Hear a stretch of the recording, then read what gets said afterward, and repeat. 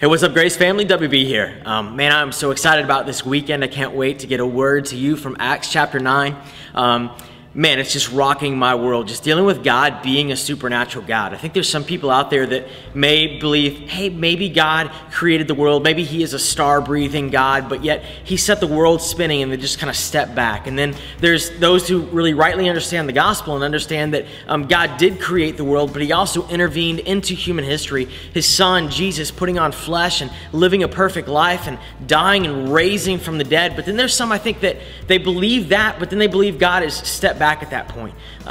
But the scriptures, and we're going to find a really encouraging word from Acts chapter 9, and both I'm going to share with you some pretty crazy stories that I've experienced in the mission field about how God is still actively at work today, that God is a supernatural God. And just honestly, I believe, man, within our culture, a lot of times we kind of want to shave off the rough edges and get God down to something that we can actually get our heads around, but that leads to not very passionate worship if we've made God to be something less than who he has revealed himself to be.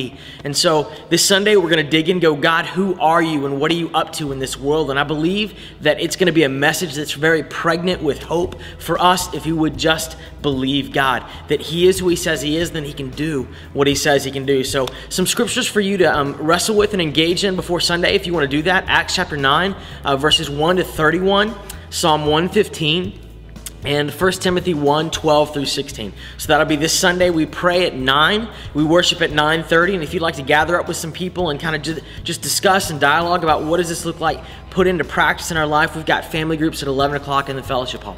Also, a couple of quick announcements. Speaking of pregnant with hope, the Grace softball team has made the playoffs this year, and that begins Monday at the Morgan Sports Center at 6:30.